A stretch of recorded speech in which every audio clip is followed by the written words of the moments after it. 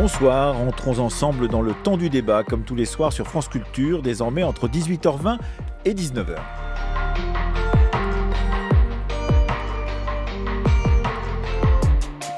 À l'ordre du jour, ce soir, nous nous posons une question difficile. Le viol conjugal est-il le tabou ultime des violences faites aux femmes? Car alors que la loi de 2006, modifiée en 2010, reconnaît, judiciairement parlant, la question du viol conjugal, celui-ci est toujours sous-déclaré par les victimes. Quelles sont les raisons historiques ou sociologiques qui expliquent cette situation?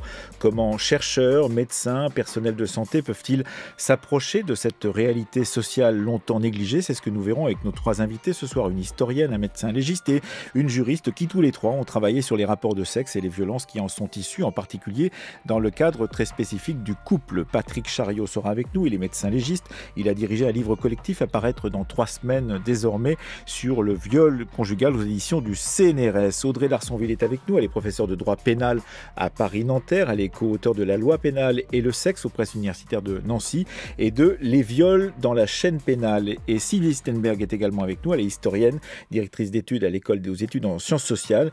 Et vous avez dirigé, Sylvie Stenberg, Une histoire des sexualités, un livre collectif paru aux presses universitaires de France. C'était l'année dernière. Pour moi, le viol, c'est vraiment l'inconnu qui vient, qui vous prend, qui vous laisse pas le choix, dans la rue, dans un parking, dans une cage d'escalier, enfin voilà. Au sein d'un couple, c'est être forcé d'eux, mais j'arrivais pas à l'exprimer, ce viol. Et il n'y a pas de mots là-dessus. Ça faisait partie du quotidien d'avoir toujours ça qui quête dans la bouche alors qu'on ne voulait pas. C'est difficile aussi d'accepter soi-même, de se dire j'ai été violée. Ah oui. Quelle honte.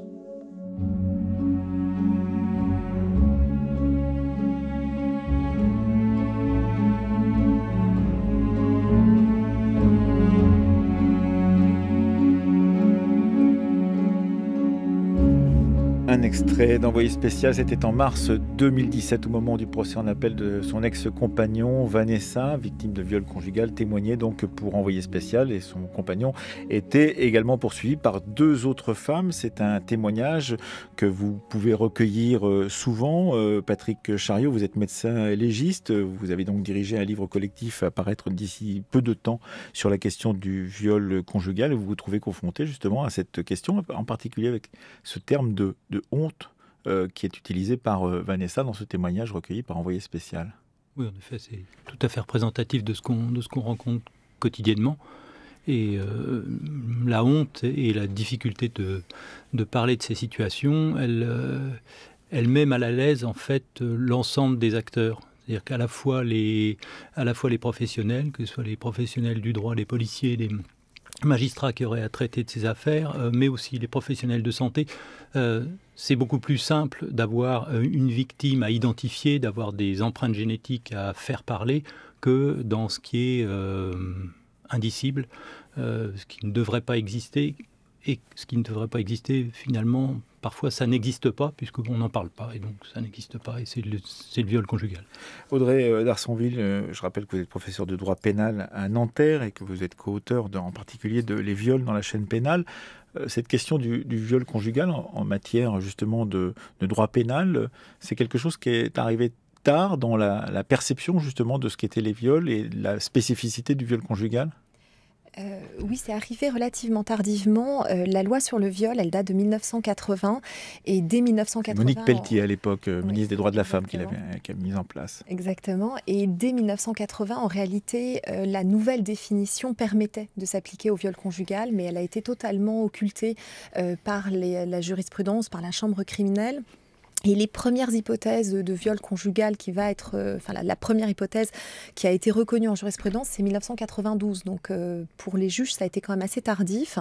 Et le législateur ensuite a pris le relais, vous l'avez cité tout à l'heure, par une première loi de 2006 qui a été modifiée en 2010, dans laquelle il s'attache bien à préciser dans la définition du viol que le viol est également possible, quelles que soient les relations entre l'auteur et la victime, y compris si l'auteur et la victime sont unis par les liens du mariage. Donc juridiquement, c'est assez récent, mais aujourd'hui, la loi permettrait, si elle était appliquée, une véritable répression du viol conjugal. Nous allons je discuter. précise également, pardon, que la loi a même été plus loin, parce qu'aujourd'hui, le viol conjugal est une circonstance aggravante du viol. Le fait d'avoir commis un viol par un conjoint, concubin ou partenaire de Pacs, c'est une circonstance aggravante. Sylvie Stenberg, vous êtes historienne et vous avez coordonné donc ce gros livre paru l'année dernière aux Presses universitaires de France sur l'histoire des sexualités. Vous êtes historienne de l'époque moderne. Est-ce qu'il faut remonter justement à cette époque moderne, au XVIIe ou XVIIIe siècle, pour pouvoir justement trouver les racines de ce dont on parle, c'est-à-dire cette impossibilité de parler de ce viol conjugal? Est-ce qu'il y a là une vision historique qui nous permettrait de comprendre pourquoi on a mis tant de temps à aborder cette question? Oui, c'est-à-dire qu'on peut toujours remonter, disons, pour montrer les racines de ce qui ne va pas. Bon, c'est évident que la notion même de viol conjugal n'existe pas dans le droit ancien. La question de savoir si l'époux a le droit d'exiger par la violence, éventuellement le devoir, la dette conjugale, comme on dit en théologie catholique, un rapport ne se pose pratiquement pas dans la loi.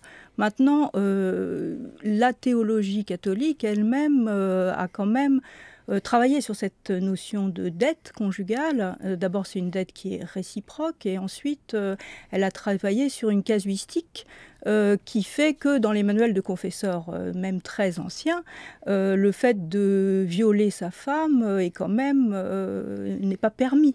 Donc il ne faudrait pas penser non plus que la notion de dette conjugale, ou celle qui prend le relais ensuite quand le droit se sécularise, de devoir conjugal est un permis de violer. Absolument pas. Donc voilà. Alors moi, je remonterai un peu plus tard,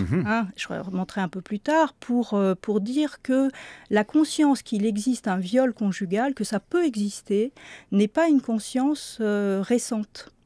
Il y a eu, dans les années 1880, à partir des années 1880, toute une série d'écrits de médecins et de romanciers, au premier rang desquels vous pouvez placer Feydeau, vous pouvez placer Maupassant, qui ont beaucoup écrit et beaucoup décrit le viol conjugal sous une forme qui est une forme particulière et qui n'est pas celle qui nous préoccupe aujourd'hui, qui est la nuit de noces. Et précisément, cette nuit de noces assimilée à ce que Alexandre Dumas fils appelait viol légal, a été dénoncée à partir des années 1880 et au-delà comme une forme absolument illégitime, au fond, de s'accaparer le corps de son épouse. Donc, encore une fois, dans l'histoire, on peut puiser un certain nombre d'enseignements, mais je pense que cet enseignement-là, c'est-à-dire remonter aux années 1880, par contre, nous permet de comprendre qu'à partir de cette période-là, dans la réalité sociale et surtout dans les discours savants, dans les discours moraux, etc., la complicité sexuelle, la coopération sexuelle, y compris pour éviter d'avoir trop d'enfants, devient une norme. Et qu'elle est concurrente de la norme patriarcale, disons, de la pleine possession de l'époux sur le corps de son épouse. Oui, parce que vous êtes juriste, Audrey d'Arsonville, et tout de même, on a souvent mis en cause, par exemple, le Code civil, celui de Napoléon, de 1804, comme étant à l'origine, justement, de cette soumission qui était le devoir de la femme de satisfaire, y compris sexuellement, son époux.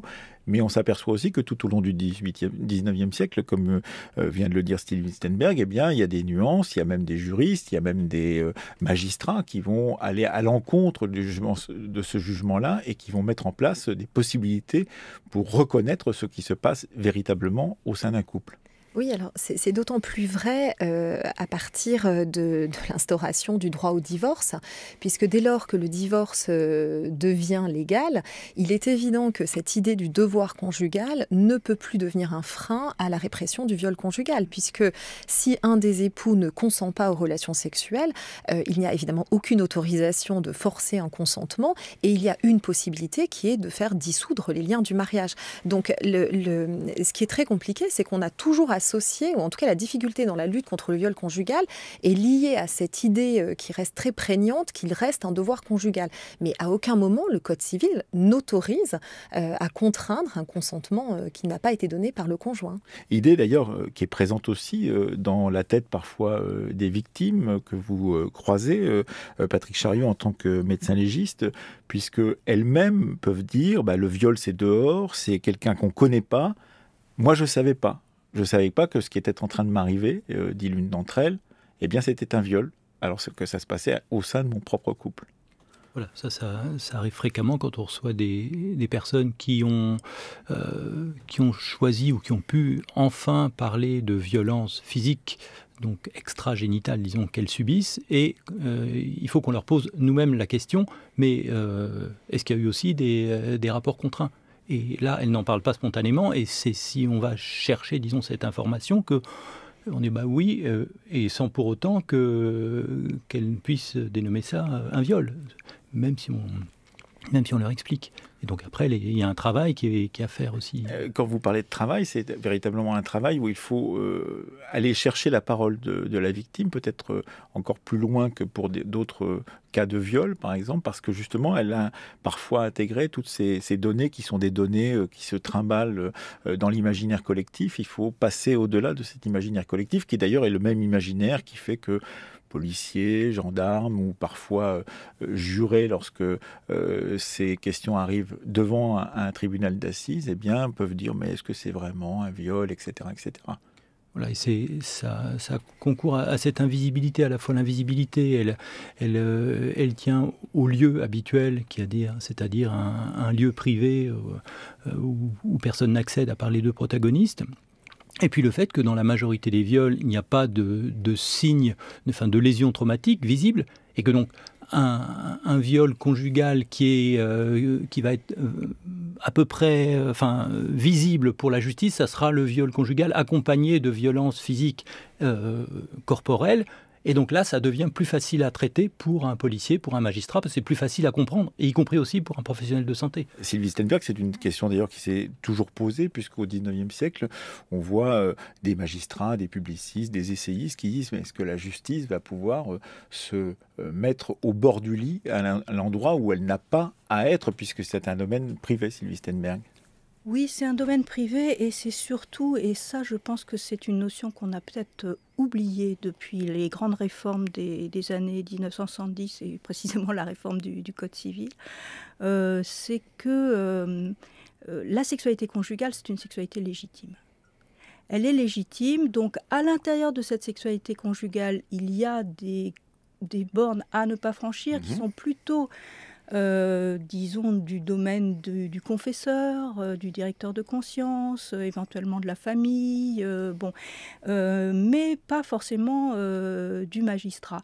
Et une des grandes questions juridiques, qui a présidé à la loi de 1980 sur le viol, c'est de rompre avec cette logique.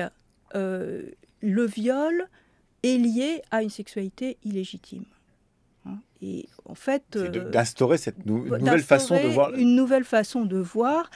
Ça n'est pas une question de légitimité ou d'illégitimité des relations sexuelles, c'est une question d'atteinte à la personne. Voilà. Audrey Larsonville.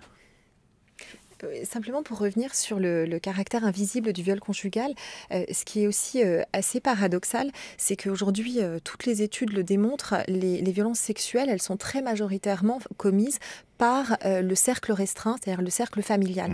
Et on reste encore dans cette idée, et ça a démarré le reportage que vous avez évoqué, d'une image d'un viol commis par un inconnu. qui en réalité ne reflète absolument pas la réalité des viols perpétrés en France. Et aujourd'hui, la très grande majorité sont commis par des auteurs qui sont dans le cercle intrafamilial. Donc il y a vraiment un paradoxe dans ce côté invisible du viol qui montre que c'est davantage une construction sociale, sociologique, que véritablement un problème de droit pur, puisque la loi a les outils pour réprimer le viol conjugal. Alors je ne sais si la parole d'un Premier ministre comme celle d'Édouard Philippe aujourd'hui, donc pour le début de ce Grenelle des violences conjugales, pourrait porter. Il n'a pas évoqué directement dans sa conférence de presse et dans sa discussion de cet après-midi à Matignon cette question du viol conjugal, mais il a tout de même évoqué la place que prenait le couple justement dans cette vision des violences donc faites aux femmes.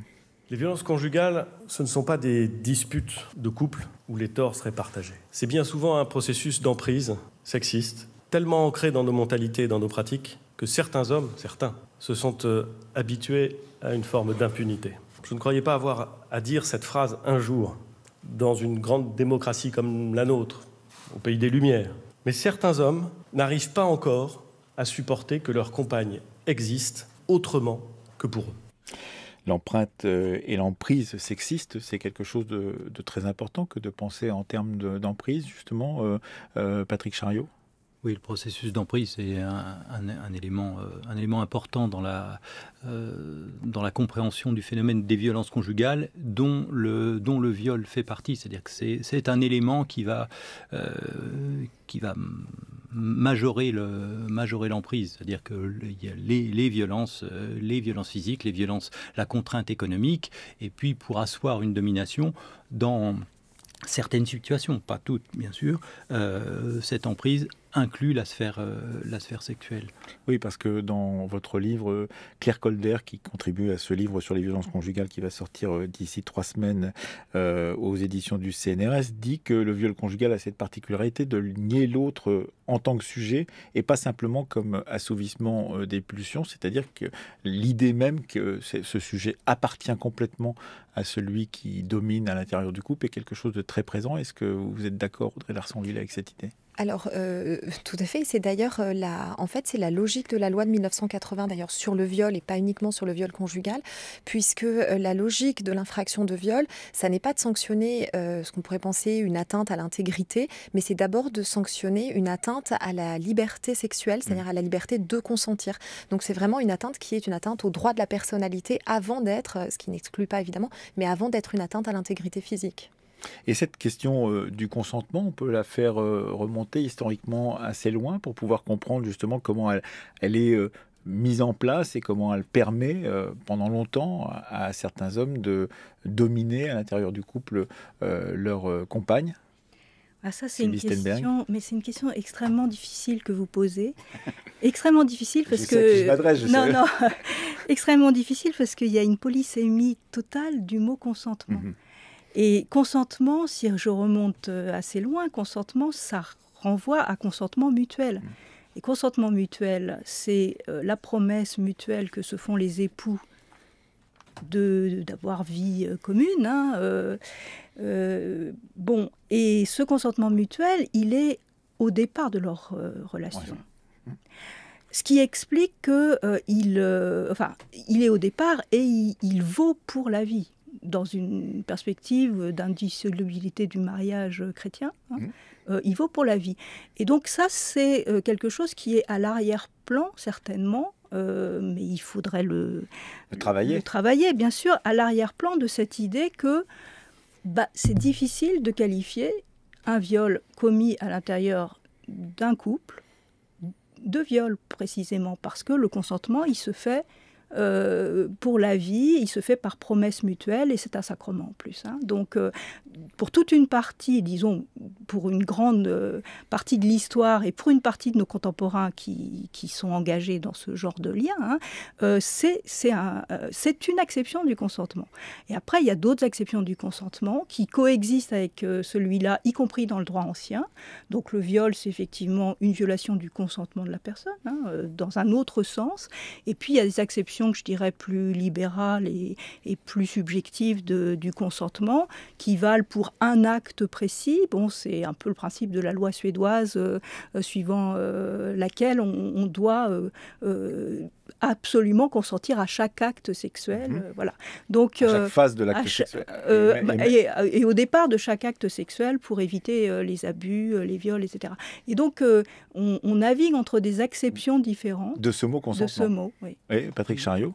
Et on a même, à l'opposé, le consentement en matière médicale dont on admet maintenant à peu près unanimement qu'il ne vaut non seulement que pour un type d'acte, mais qu'à un instant donné. C'est-à-dire que le patient peut légitimement retirer son consentement à tout acte, quel que soit le moment, même s'il est s'il va être endormi, s'il est sur la table d'opération. Et donc, effectivement, c'est cette polysémie du consentement qui rend cette question complexe. Est-ce que c'est cela aussi, Audrey d'Arsonville, qui peut expliquer cette sous-déclaration dont je parlais au départ ?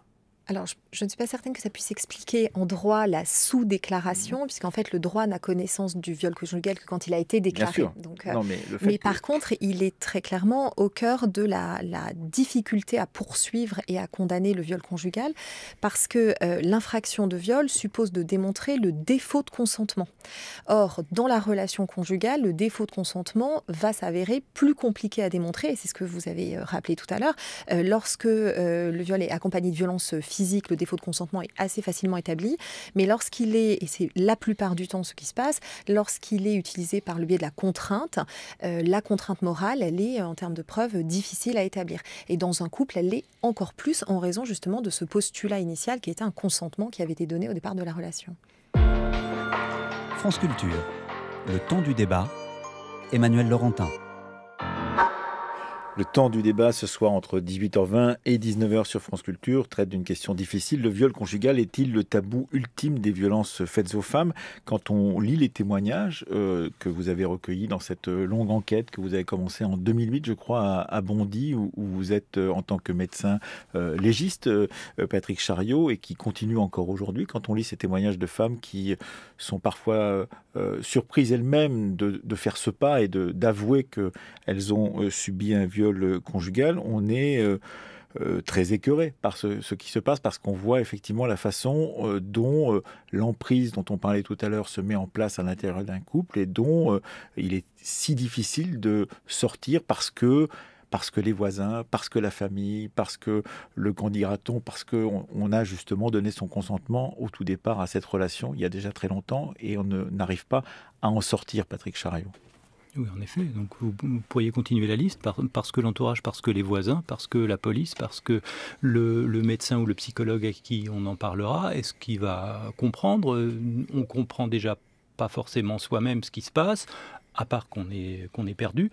Et donc, en parler à autrui, on a honte soi-même. C'est encore plus difficile que dans une situation qu'on peut appeler de bonne victime, qui est celle qui va avoir des choses à montrer, des blessures, des traces d'utilisation d'une arme ou des circonstances particulières comme celles dont on parlait, qui sont minoritaires, qui est celle du viol ou de l'agression par un inconnu. Ça, c'est bien plus simple. Et puis, Audrey d'Arsonville, il y a cette idée, au bout du compte, que tout cela va le plus souvent en correctionnel, assez rarement au pénal. Qu'est-ce qui explique ça, justement ?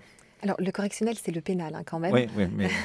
mais alors, les explications, elles sont multiples. Nous, dans l'étude que nous avons menée sur Lille et Nantes, ce que l'on a pu constater en réalité, c'est que très souvent, lorsqu'il est dénoncé, ce qui déjà est assez rare, lorsqu'il est dénoncé, le viol conjugal s'inscrit dans un continuum de violences conjugales. C'est-à-dire que très souvent, les victimes déposent plainte pour des violences conjugales, et comme ça a été dit, au fur et à mesure, les policiers vont découvrir qu'il y a eu aussi des actes de viol.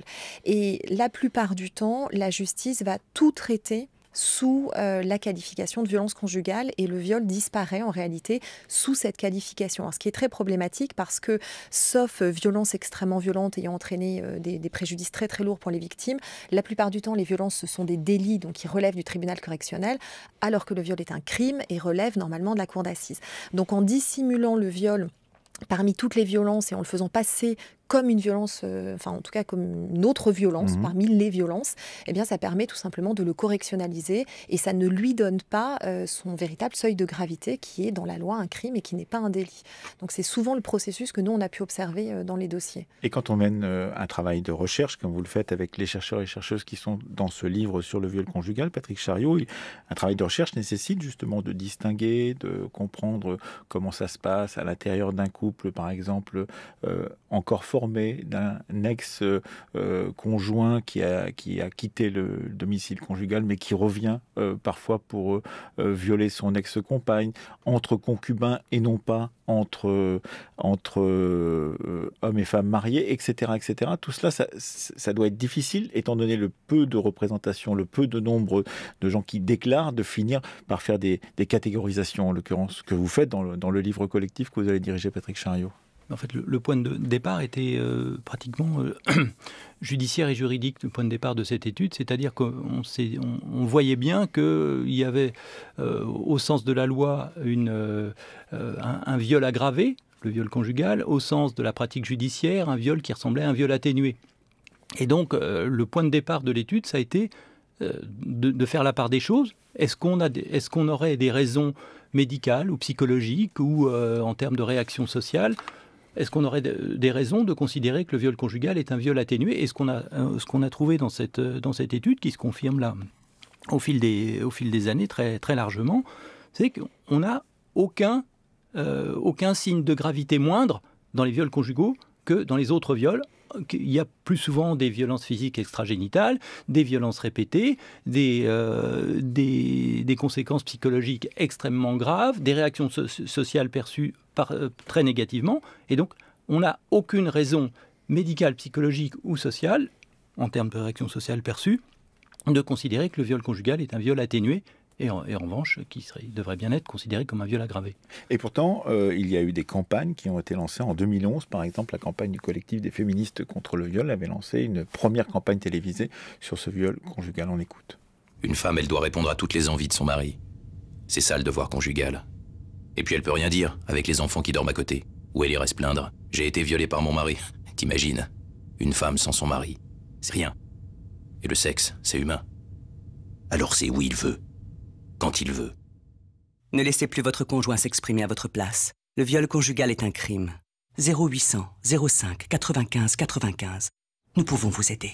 Audrey d'Arsonville, est-ce que ce genre de campagne, comme d'ailleurs la présence dans des films de grande diffusion, des séries, dans Mad Men par exemple, on assiste donc cette grande série américaine qui a été diffusée il y a quelque temps, un viol conjugal dans un bureau d'une des personnes qui est une des héroïnes de Mad Men. On a vu ça aussi pour Plus belle la vie, le feuilleton de France 3 où cette question a été posée. Est-ce que ça peut servir justement à faire émerger la parole de la part de personnes qui ne pensaient pas justement avoir vécu cette question du viol conjugal? Oui, alors évidemment, ces campagnes de sensibilisation ou la présence dans des séries connues, ça sert évidemment à faire passer un message pour les victimes, c'est-à-dire à donner des mots aux victimes sur la réalité de ce qui s'est produit. Je pense que la difficulté, elle est après. Les victimes qui arrivent à mettre des mots sur ce qui s'est passé et qui franchissent les pas d'un commissariat, c'est ce qui se passe après qui est problématique, parce que si on fait une campagne de sensibilisation, mais que derrière l'accueil l'accueil judiciaire en tout cas ne suit pas, ou que le parcours devient un véritable parcours de combattant pour un résultat qui est souvent très déceptif, qui est une correctionnalisation, je trouve que c'est un peu vain. Enfin, c'est-à-dire que donner l'espoir aux victimes que les pouvoirs publics prennent en considération le viol conjugal quand on voit la réalité judiciaire. Nous, dans l'étude qu'on a menée, alors ça n'a pas la prétention d'être exhaustif puisque c'était sur une année de juridiction, on a aux assises 0 viol conjugal. Il n'y en a pas un seul qui allait jusqu'aux assises. Ils sont tous passés en correctionnel. Donc il y a un vrai problème effectivement d'appréhension par la justice, par le corps judiciaire dans son ensemble, de la réalité du viol conjugal. Sylvie Stenberg, vous êtes historienne et en particulier historienne de ce qu'on appelle le genre. Cette question, ce nouvel outil pour l'historien, pour le sociologue, pour l'anthropologue qui est le genre, justement, cette nouvelle façon de voir les rapports de sexe dans les sociétés, est-ce que cela permettrait justement de renouveler le regard porté sur ce viol conjugal dont on parle depuis le début de cette émission ? Moi, j'ai l'impression que ça l'a déjà un petit peu renouvelé dans le sens où, sans avoir travaillé sur ces questions, mais dans l'ouvrage qui va paraître, là, il y a en particulier l'intervention d'Elisa Herrmann, qui est sociologue et qui a travaillé sur des associations qui se chargent des victimes. Et elle rappelle au début de son article que les associations ont eu, des associations qui sont majoritairement d'inspiration féministe, ont eu des trajectoires différentes en fait. En gros, il y a les associations qui se sont spécialisées dans le viol, particulièrement après le grand procès d'Aix-en-Provence en 1978, et puis des associations qui se sont spécialisées dans la question des violences qu'on appelait domestiques, ou la thématique qu'on disait des femmes battues, il n'y a pas si longtemps, et qu'au fond, de prendre les choses comme un continuum, c'est-à-dire de ne pas séparer. De ne pas séparer. Cette question de la violence domestique. De ne pas forcément systématiquement caractériser violence psychologique, les coups et puis la sexualité comme étant trois choses totalement disjointes, qui n'ont pas les mêmes explications, qui n'ont pas les mêmes causes, mais de les faire entrer dans des explications, alors après, qui sont en débat, c'est pas, mais dans des explications, et en particulier en termes de pouvoir sur l'individu, sur la personne, et de domination, je pense que oui, effectivement, ça contribue déjà d'une certaine façon à faire rentrer le viol conjugal dans la sphère de ces violences faites aux femmes en général.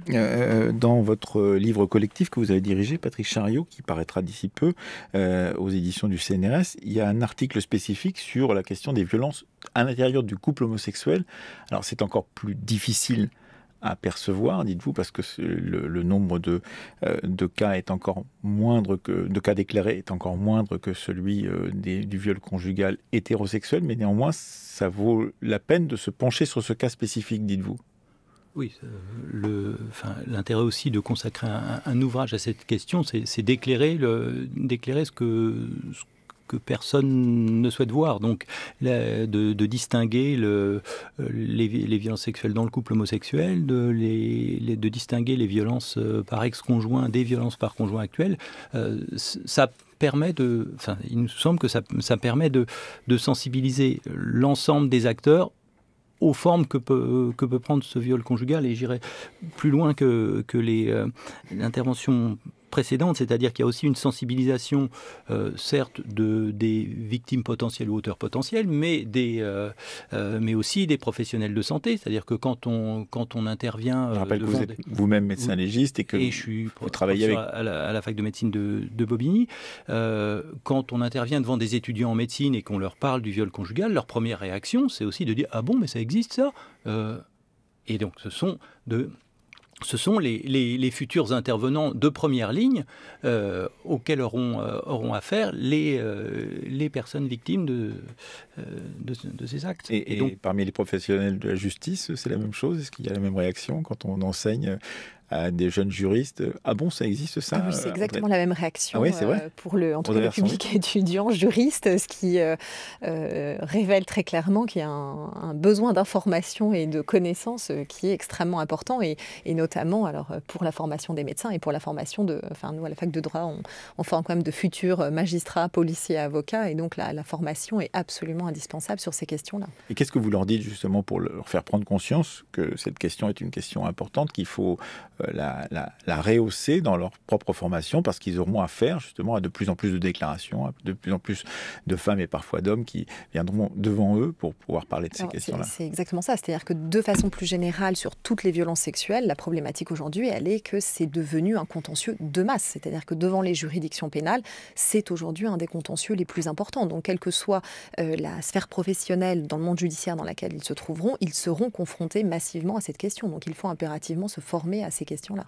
Et ces questions d'évolution du droit, puisqu'on a vu que ce droit avait été assez tardif à se mettre en place, que ces législations datent des années 2000, quand on regarde internationalement ce qui se passe, Audrey d'Arsonville, est-ce qu'on peut comparer à d'autres pays qui auraient été plus vite pour mettre en place ces législations, qui auraient d'une certaine façon quelque chose à nous dire de neuf sur ces questions-là, Audrey d'Arsonville? Alors, en tout cas, sur les violences sexuelles, et pas uniquement sur la sphère conjugale, mais sur les violences sexuelles, on a beaucoup à apprendre de certains pays, et notamment, par exemple, du Canada, qui a une législation qui est très certainement beaucoup plus en avance que la nôtre. Qu'est-ce que ça veut dire, une législation en fait, plus en avance? C'est-à-dire que, notamment, eux, ils n'ont pas du tout le même réflexe sur le consentement, qui est, nous, vraiment le problème principal pour la justice, c'est cette question du consentement, et plutôt du défaut de consentement, qui est extrêmement compliqué, parce qu'on demande aux victimes de prouver qu'elles n'étaient pas consentantes, ce qui est très souvent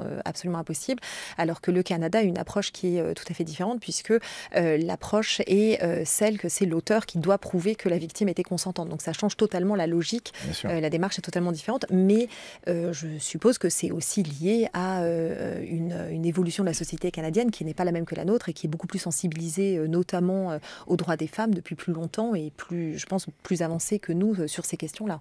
Et puis, on sait par exemple que le date rape, comme on dit aux États-Unis, donc ce viol qui intervient au moment d'une rencontre, d'un rendez-vous, etc., par exemple, a été très rapidement mis en œuvre dès les années 1970. C'est ce que dit, en l'occurrence, dans votre livre, je crois que c'est Alice Debauche qui en parle, en comparant justement le cas français au cas américain. Évidemment, ça n'est pas la même chose en France.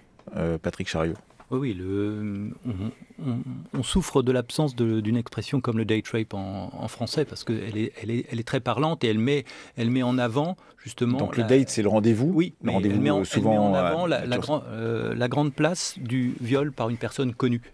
Et donc ça met de côté les clichés du violeur inconnu dans un parking. Donc ça n'est pas directement le viol conjugal, mais on s'en approche.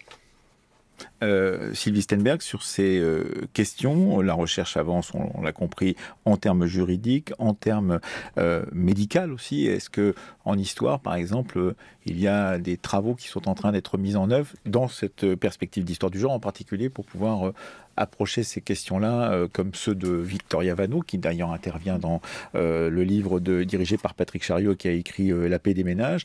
Est-ce qu'il y a d'autres travaux dans ce domaine-là pour pouvoir réfléchir à cette question du consentement, du couple et du viol qui peut intervenir au sein du couple? Bon, alors récemment, je me suis intéressée à ces questions. Je me suis dit, il n'y a rien qui a été fait. Et en fait, en faisant une bibliographie, je me suis rendu compte qu'il y a quand même beaucoup de choses. Après, sur la question du viol conjugal, le grand problème qui se pose aux historiens, c'est de jouer entre une définition analytique de la violence, c'est-à-dire la définition vernaculaire et la définition que nous avons, qui inclut en particulier la question des conséquences physiques, psychiques, etc., sur les personnes, qui est en fait une définition récente, et puis le fait que dans le passé, eh bien, ces définitions n'existaient pas, et l'incrimination elle-même n'existait pas. Hein. Et donc, on peut travailler sur des abus, ce que je disais tout à l'heure, c'est-à-dire sur le fait qu'un certain nombre d'abus étaient réprimés ou au moins étaient condamnés, très difficilement quand même sur des vraies incriminations et des procès en particulier. Merci à tous les trois. Donc, merci à vous, Audrey d'Arsonville, d'être venue avec nous pour nous parler en tant que juriste de ces questions de viol conjugal. Je rappelle que votre livre, que vous avez dirigé, Patrick Chariot, s'intitule Le viol conjugal, avec une préface de l'excellent historien Georges Vigarello. C'est au CNRS Éditions, qui était d'ailleurs un historien du viol. Il a écrit une histoire du viol. Et puis que votre histoire des sexualités, dirigée par vous, Sylvie Stenberg, est parue très récemment avec Christine Barr, Sandra Boringer, Gabriel Houbre et Didier Lett aux presses universitaires de France. Merci à tous les trois.